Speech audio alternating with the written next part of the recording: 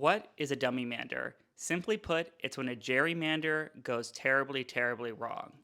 And now that Texas Republicans are trying to redraw districts to help gain 4 to 6 seats in the upcoming 2026 midterms, you may be wondering, why didn't they just draw these districts like this back in 2022 after the 2020 census?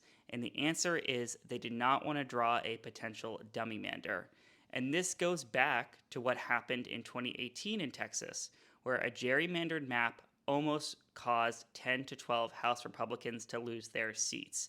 So, to explain a dummymander in a little bit more of a simple context, let's look at the state of Kansas. Kansas is a simple example because it is a Republican state that has one very Democratic urban area around Kansas City.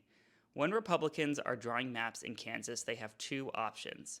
One is to pack Democrats into Kansas City or to crack Kansas City into 3 or 4 different districts. So they could draw in one example, like they ended up doing above. They drew one very blue district and 3 relatively safe red districts. They did have another option, though, and it looked like this. In this theoretical map, Republicans are able to draw 4 Republican districts, and they do it by cracking Kansas City into 3 different districts, the first, the second, and the third.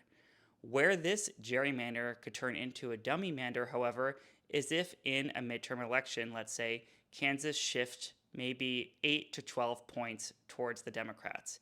If that were to happen, Republicans would be at risk for losing all 3 seats, 1, 2, and 3. Well, if they had kept this map, with this map, even if Kansas shifted 10 to 12 points to the left, Republicans would still hold 3 seats and Democrats would still hold 1 seat. So packing is a much safer option than cracking if you are in an environment where voters are shifting universally towards your opponent. So in the Texas case, this is what happened in 2018, which could have caused a gerrymander to turn into a true dummymander. In the 2018 election, the political geography in Texas had changed enough that the maps drawn in 2010 were no longer a safe gerrymander, and they risk becoming a dummymander. So you can see here, these are all of the seats in 2018 that were the closest. Democrats were only able to flip 2, Colin Allred and Lizzie Fletcher.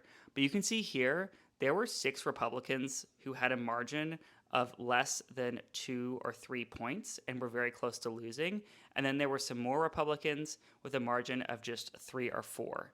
So what could have happened in 2018 is if Texas had shifted 2 or 3 more points to the left, not only would Beto O'Rourke have been elected senator, Republicans could have lost 12 seats. So their gerrymander would have turned into a dummymander because their aggressive gerrymander would have actually put many, many more Republicans at risk than if they had drawn more conservative seats and given Democrats a few more urban areas and packed all those Democrats into a few more districts. So when Texas Republicans gerrymandered after the 2020 census, they were faced with this map. They had many, many competitive seats. Their goal was to remove all of the competitive seats to protect their incumbents, and they did this by actually adding 2 more Democratic seats. So they packed more Democratic voters into 2 more seats, and that way they could help all of their incumbent Republicans be protected.